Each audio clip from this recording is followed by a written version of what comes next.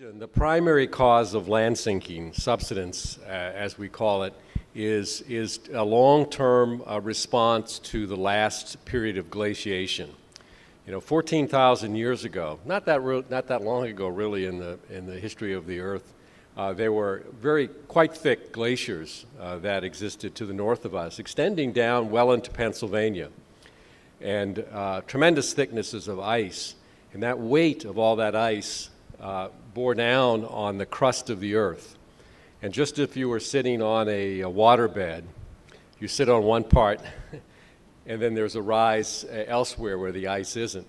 So we were in what's called this forebulge, this glacial forebulge, where during the glacial period this land rose up. Now that mass has been alleviated by the melting of the ice, it's a slow response of going back to an equilibrium, and so the land that we were sitting was puffed up, now is sinking. It's sinking at a rate of about 1.45 millimeters a year across this region. That's about almost a little less than half of the sea level rise we saw during the 20th century was a result of the land sinking relative to the land.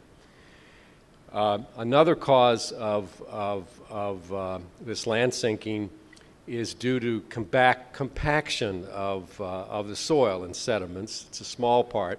And then locally, there are areas of more rapid sinking that are associated with, in this region, groundwater withdrawals. So that if you remove groundwater and you lower the groundwater levels down deep, that allows all of the sediments and soil to kind of recompact, and you have a more accelerated rate. So over on the eastern shore, particularly in the area of the Blackwater Refuge, where it's extensive wetland areas, those areas are being lost more rapidly, partially as a result because the land is sinking more rapidly.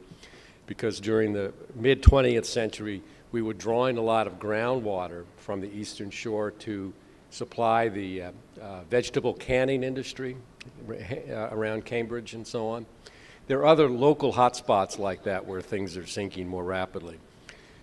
I mentioned this removal of groundwater, removal of deeper fluids, both oil, gas, and water that's extracted when you remove gas and oil, can also cause this land subsidence. So down in areas along the Gulf Coast, for example, in coastal Louisiana, where there's been a lot of oil and gas production, the science is now showing pretty clear that that's been a major component of their problems of wetland loss and inundation because of this fluid removal. In areas of around Galveston and Houston, if you're familiar with that area, they've had very rapid subsidence due to groundwater withdrawals. Oil and gas withdrawals have caused this in Southern California as well. So with our issue with fracking, if there is gas shale production due to hydrofracturing in Maryland, it's going to be western Maryland, and where the Marcellus shale deposits are. And so that's not going to have any real consequence to the land levels along the coastal plain, along the bay, where there's a sea level concern.